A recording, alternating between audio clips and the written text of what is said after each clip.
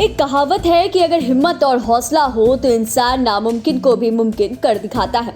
आज हम आपको ऐसे ही एक कहानी बताने जा रहे हैं जो स्पीच ऑडियोलॉजी सहायक वाणी का सरकारी नौकरी को त्याग कर आज मशरूम की खेती कर अपने घर से लेकर कई घरों को रोजगार मुहैया करा रहे हैं।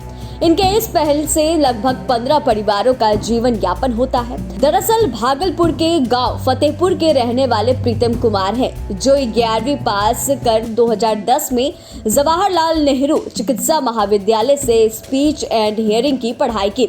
फिर साल 2012 में बिहार शिक्षा परियोजना सहरसा में असिस्टेंट स्पीच थेरेपिस्ट कम ऑडियो लॉजिस्टिक के पद पर नियुक्ति हुई।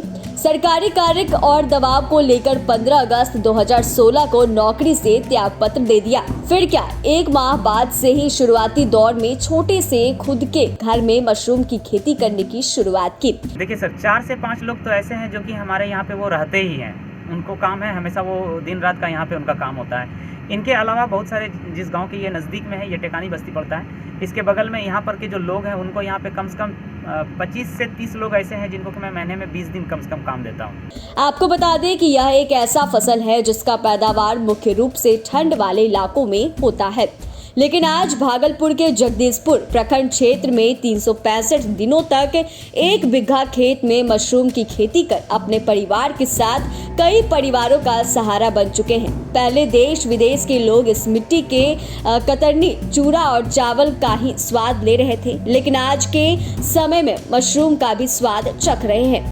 देखिए, ये दुनिया को पता है कि जगदीशपुर का कतरनी पूरे ऑल ओवर इंडिया के अलावा और बाहर कहाँ जाता है ये तो आइडिया नहीं, बट पूरे ऑल ओवर इंडिया में जाता है, ये तो आप जान ही रहे हैं। लेकिन ये भी आपको जानना होगा कि कुछ ऐसे जगह हैं जहाँ पे कि पानी का अभाव होता है और वहाँ पे खेती नहीं हो सकती है।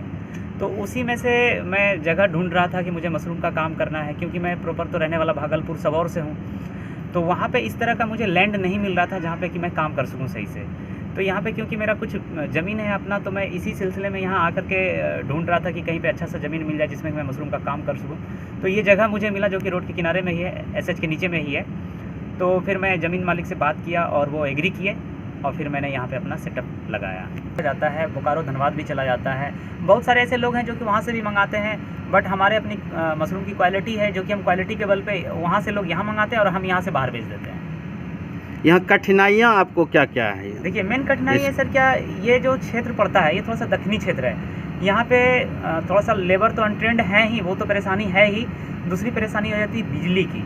बिजली क्या है कि दक्षिणी क्षेत्र होने की वजह से यहाँ पे बिजली प्रॉपर नहीं मिलता है। अब बिजली नहीं मिलेगा तो आप समझ रहे हैं कि ये एसी यूनिट है, एसी चलाने के लिए फिर हमें जनरेटर चलाना पड़ता है। अब जनरेटर में क्या कॉस्ट भाग जाता है, तो ये परेशानी है। और दूसरी परेशानी है कि बिजली की जो दरें हैं ना, वो भी कम होनी चाहिए, क्योंकि यहाँ पे हमें बिजली की दरें जो है कमर्शियल लगती है। और मुझे क्या दर मिल रही है? ये शायद 7 रुपये के आसपास में पड़ता है। सरकार के अधिकारी या कर्मी कोई आपसे संपर्क किए हैं?